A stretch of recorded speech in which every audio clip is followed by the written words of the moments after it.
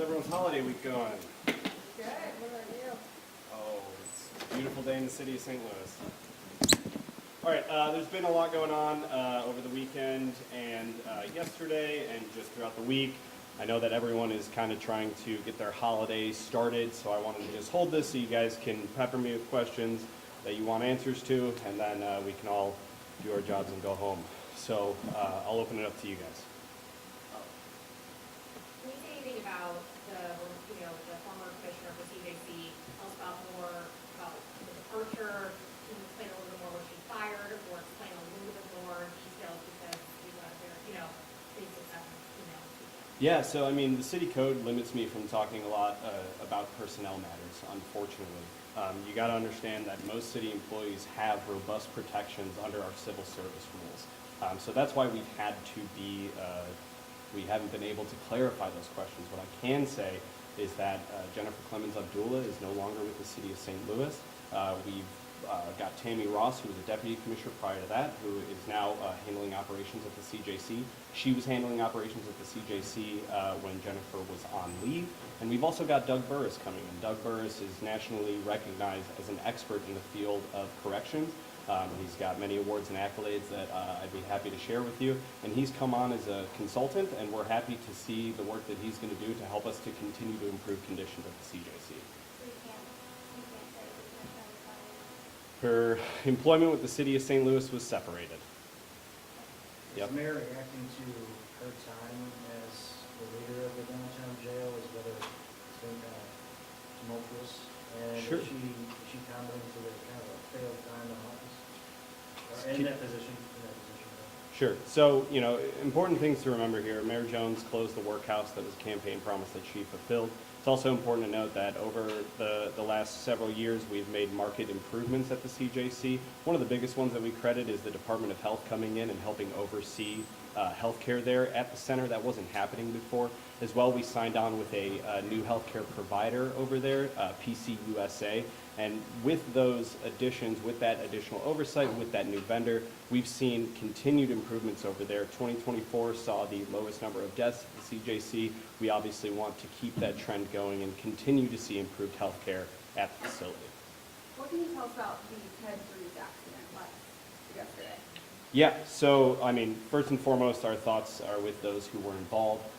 From what I've heard, the folks who were involved are going to make a recovery. We're praying for a speedy recovery. Past that, it seems that the incident happened in the parking lot. However, it is important to note that the city is working diligently to make traffic improvements over there. So I've sent out a few of them, but relocating the east parking lot, new accessible signalized mid-block crossing, improved lighting for increased visibility, and we're working closely with Ted Drewes on all of that. There's been a bit of a delay, which I know that Travis over there confirmed as well. Getting traffic equipment that shipping process takes time, so there's been a lot of lead time with that, but we expect these improvements to get started as early as next month. What can you tell us about the driver involved in that crash or accident? Was it an influence? I'm going to turn that over to Mitch McCoy at SLMPD. So, good afternoon, everyone. So we've been working with the Circuit Attorney's Office to get information, investigate that accident.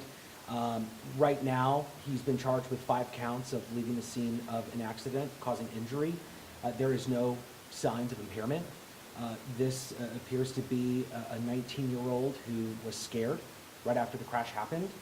And as people were going to the car surrounding that car, he panicked. And he backed up, and then he took off. I want to add, we have developed new information about some of the circumstances surrounding that crash, and that's when the accident happened, while people were surrounding the car, there was an off-duty police officer from a nearby jurisdiction that attempted to clear people from the car. While he was trying to clear people from the car, he ended up becoming on top of the car. So he was on the hood of the car when the car took off. That off-duty police officer at the nearby jurisdiction was hospitalized. He has the head injury. He was last night in critical condition.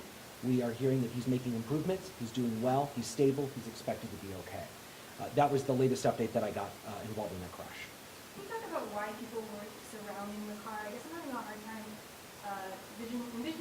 happened, and it looks like there's really no property damage to this morning activity. So I've seen video of the accident, and this was a large group of people. There were dozens and dozens of people. It is by the grace of God that nobody was killed, and there were not more injuries. So where the car stopped, there was a large group of people where the car stopped, and that group of people started surrounding the car to check on people that were on the ground and injured, and I'm sure trying to figure out what was going on. Tell us more about the officer, is he, which department he's with, you know, how officers put their lives on the line every day. He was off duty, but he stepped in to help. Tell us Yeah. more about this officer. At the end of the day, when you take an oath to protect and serve, that is a lifetime swearing, right? I mean, at the end of the day, it doesn't matter if you're in uniform or not, you are a police officer, and you are expected to uphold the law, whether you are a St. Louis Metropolitan Police officer or an officer at a nearby jurisdiction. It appears that he immediately went in, trying to assess the situation, clear people from the car. At that point, he became on the hood of the car and was injured. We're not releasing the agency that he was at, though. Why did the 19-year-old swerve into the line? I'm sorry? Why did the 19-year-old swerve into the line? Why did he get there? What happened to make that happen? That's part of the investigation. That's what we're looking into. He said that he was trying to avoid something in the road. And what dates and later, Sure. We have a 21-year-old female, a 17-year-old male, a 55-year-old male, a 39-year-old male. The 39-year-old is the off-duty police officer, and a 12-year-old female that were injured. We also have learned of an 82-year-old male that was injured. It's my understanding most of the individuals, some of them hit their heads when they were by the impact of the car. The others had a leg injury. It's my understanding the 12-year-old has a leg injury. Tell us about the charges, who's been charged? The suspect is a 19-year-old. He is facing 5 counts of leaving the scene of an accident. It's our understanding through the investigation that he got scared. He went home. He told his family what had happened, and they returned him to the scene. We can confirm that there was another family member that was in the car as a passenger at the time of the crash and has confirmed what had happened and has helped us better understand the circumstances of the crash. Whenever the 19-year-old was backing out, did he hit more people whenever he was backing out of the parking lot? Is that? I don't recall if that happened. I know that it all happened within 5 or 6 seconds. You plan to add more police presence in the area, it's very popular right now, especially with Champlain Lane. I didn't know what measurements y'all are adding to safety. Sure. When you look at a lot of our traffic enforcement efforts that have happened, we've done dozens of them across the city. We've issued thousands of citations. This was a tragedy that was unavoidable. And when you look at, it doesn't appear right now that he was speeding. That, of course, will be part of the investigation. But this was something, he was trying to avoid something in the road, and he overcorrected. This is not something that could have been prevented. At least that's what the investigation is showing us right now. As that investigation develops, and if there's something that we can work closely with the mayor's office, we're in constant communication. But right now, this does not look like something that could have been avoided. Of course, there's still an investigation that's ongoing. Was it a dog? It's my understanding it was a car. He was trying to avoid a car? Correct. That swerved at him? That's under investigation. Okay, so it could be a two-vehicle thing where they were coming at each other and the other one drove off too. That's your speculation, not mine. Cool. Connor, yeah. Do you want to, go ahead. Just going back to what you mentioned with the traffic safety improvements, I know they're set to start. Do you have any timeline of just how long it could take before we finally see those full updates? Yeah, the timeline I've got right now is that this will be from January to March of 25. So we're hoping to see those improvements in place in the spring. What would be the first thing then in January that we can expect, like the first thing that would be implemented? I don't have the exact details on what they're actually implementing. I've got this list of the improvements that are coming. I don't know what's going to be the first one, but we plan on having all of these improvements, in working condition. I know for a couple of years, the city has said multiple different things they want to do to improve Chippewa outside of that area. And of Ted Drews, he explained that shipping delays was part of the problem. Is there anything else that kind of stopped you guys from doing these improvements sooner? No, I think it's, the shipping delays, you're talking about moving heavy equipment across the nation in order to get it here, traffic signals and that kind of thing. You're also seeing that, we're putting a lot of funding into traffic improvements across the entire city through ARPA, now through, our proposal along with the President's Office and Alderwoman Sonier, the RAM settlement money. There's quite a bit of money in there for infrastructure improvements as well that is supposed to go towards road improvements. So it's a process. And you also have to remember that, all traffic improvements don't come necessarily from the administration. There's also ward capital that's a huge part of that. So alders have a pot that they can use for traffic improvements in their ward, so that also factors in. I have a couple of questions, let's say, you're on a different topic. On Sure. the Building division, what's being done to address some of those issues there? Yeah, so as soon as this office was made aware of some of the accusations going on in the building division, the mayor acted quickly. She called for investigations from both the FBI and the state auditor. We have not heard back from the state auditor, but the city is currently conducting internal investigations as well as those outside investigations because we want to ensure that we can, restore that public trust. And what are you doing to support some of those victims who turn in some of those complaints, to say they're being ignored? Sure. Right now, those investigations are underway. We're letting the investigators do their job. However, we continue to work with the building division and work to make improvements there. And two more questions. What steps are being taken to prevent inspectors from working on properties tied to family and friends? Yeah, so again, the investigation is going to play a lot of that out. That's going to help us identify those areas where there was a lack of oversight. It sounds to me as if these issues go back quite some time, certainly before this administration. And so we're going to work to make those improvements where we can. And last question, what changes are being planned to ensure inspections are done fairly and honestly? Yeah, so I mean, we can't be in the room with every inspector during every inspection, but what we can do is find out how this is happening and how we can prevent it. So again, those internal investigations along with those external investigations are going to help inform the next steps that we take to ensure that that type of behavior is not tolerated in the city and that we can restore the public's trust. Lawrence Clemens got built on leave for so many months, came back and within a week got fired. What was the timeline? I mean, what was the reasoning? I know you guys have not mentioned much, but you were on leave for months, came back like a week and then fired. What was that about? Yeah, so I can't speak to those personnel issues, unfortunately. Again, you have to remember that city employees, most city employees, are covered by civil service protections, and they enjoy very robust protections. And so, there's just details that I cannot share. Can you explain next steps for the CJC, the hiring of the next person, or just a little bit more about the timeline of kind of what the next month or so, the next couple months like? Yeah, so we're going to post the job soon. That search is going to begin in earnest. For the time being, Tammy Ross is acting as the commissioner, and Doug Burris is helping to consult. We over the next month we will continue to work to see improvements at the CJC, and we're going to bring in someone that we believe is going to do the job right. And back to the Ted Drews, one last question on Sure. that. It's always sad to hear something like this happen during the holidays. Talk about that.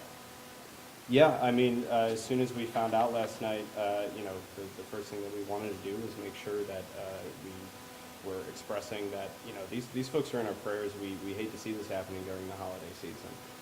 This is supposed to be a joyful time, and for those families, it's going to have a different tenor to it. And so, we continue to pray for improvements there. We're glad to hear that as of right now, it sounds like everyone's on their way to a recovery. And like I said, we hope for a speedy recovery. One last thing on Ted Drews for me. So, one of the employees was telling me that the planned ballots that are supposed to go up in that area, I'm not familiar with all the plans and the ideas Sure. going there, but they were saying that if those ballots were in place, this crash last night would have avoided hitting people there at that lot. Is that true? I wouldn't be able to confirm that. Like I said, that's currently under investigation right now, as Mitch mentioned. However, like I said, we are working. The plans that you have coming forward, would they include the ballots in the area where the crash happened? I would have to look at the plans. I'm so sorry. And also, the results of the investigation are going to tell us the measures that could be taken, or in order to prevent something like this from happening.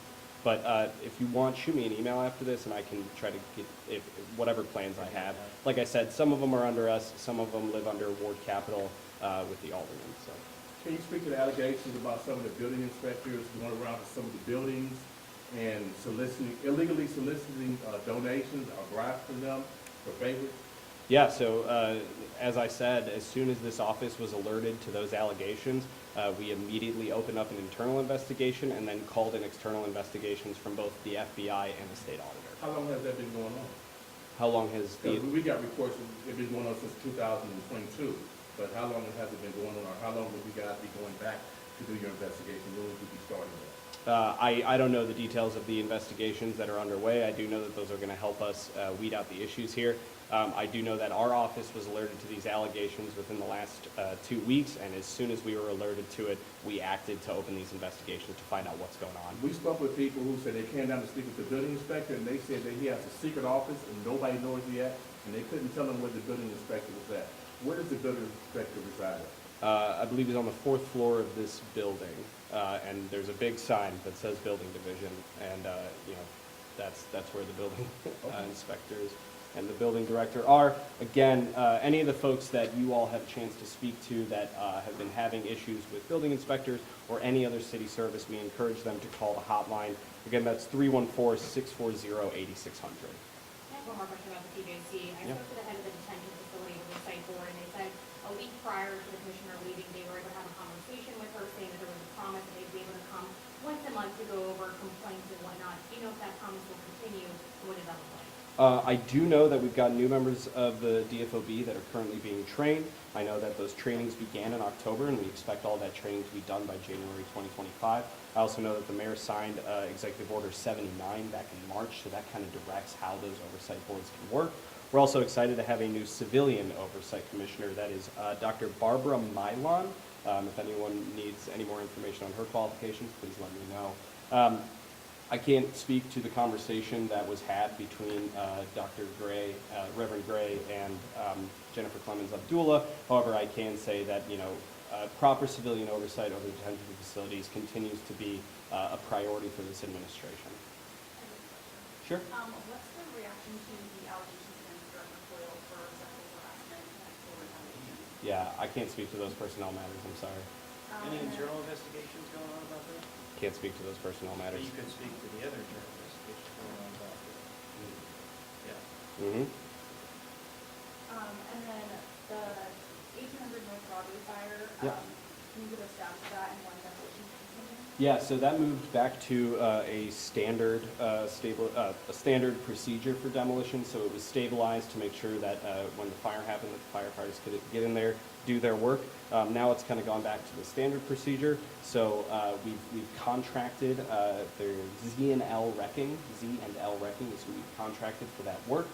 We know that there's some things that we're waiting on. They're working with the utility companies, for example. You got to make sure that you coordinate with utility companies before you start a demolition. But that process is well in motion. We've got the contractor selected, and we're moving forward. Any idea on how long it would take? I don't have a timeline in front of me on it. And then when it comes to the bill, for the more concrete copies, what do you vote about? The city. Can you tell us more about Doug Burris and what his role is with the CJC? Is there a problem fixing ongoing issues? Yeah, so I've got kind of an enumerated list of the things that he's going to be working on. I don't have them in front of me, but I do know that he's going to be assessing conditions at the jail and helping us find improvements. Like I said, you know, he's often credited with improving conditions at the St. Louis County Jail. We're certainly hoping for similar improvements here. He's a national expert in this field. He's a consultant with the Reform Alliance. And he is a recipient of both the Director of the United States Courts Awards for Outstanding Leadership and Extraordinary Actions. And so we're excited to have him on board. He's going to be going in, taking a look at what's going on at the facility, and helping make recommendations for how we can continue to improve those conditions. We have you with the Homer G. Phillips Hospital and temporary closure. Is there anything, I know you guys have slate and whatnot, but is Yeah. there anything else the city can do? Yeah, I mean, what it comes down to is as soon as we found out about that, the Director of Health, Freddie McGowan over at Slate, and the mayor all coordinated together. Our teams got together to say, okay, what can we do to best serve these displaced workers? It's horrendous to see this happen during the holidays. It's tragic. That shouldn't happen to anybody. Those unexpected furloughs are terrible at this time of year. And so what the city is doing is working with our healthcare partners, working with the folks who are displaced, and trying to connect them with, you know, the job opportunities that we can find.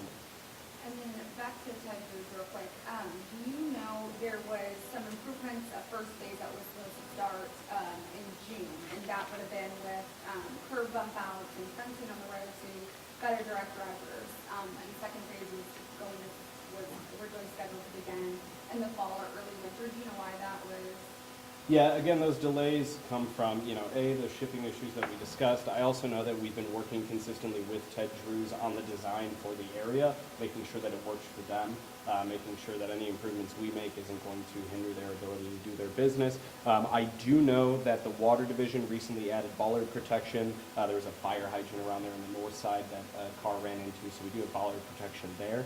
But again, those delays, that comes from you're trying to move heavy equipment across the country, and we want to make sure that we're not going to do anything that's going to impede all of our ability to go to Ted Drews and get some tasty treats. And you don't know what improvements are going to be first? I don't know what improvements are going to be first. I do know what the improvements are going to be. Like I said, relocation of that east parking lot, construction of a new accessible signal mid-block at the crossing, improved lighting for increased visibility. We will have a new, it's called a PTZ camera, a pan-tilt zoom camera. That's going to be tied to the real-time crime center, so folks over at SLMPD are going to be able to monitor that. And there is going to be the new bump outs with bollards. There's going to be fencing to corral and separate folks from that vehicular traffic. I mean, do you know how to properly count your team? Rasul Aljanati. Before we break for the holiday, do you expect any other arrests for the on-road season looking after that? That investigation remains ongoing. It's active. Anybody with information should call Crime Stoppers.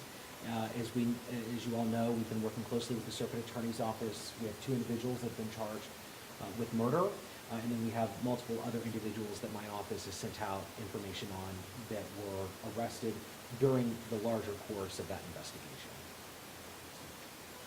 Anything else, folks? So we talked about a lot of issues that are being dealt with by the city, the building department and stuff. Are you a bit worried about the citizens of St. Louis getting a little frustrated with their city departments, their city administration?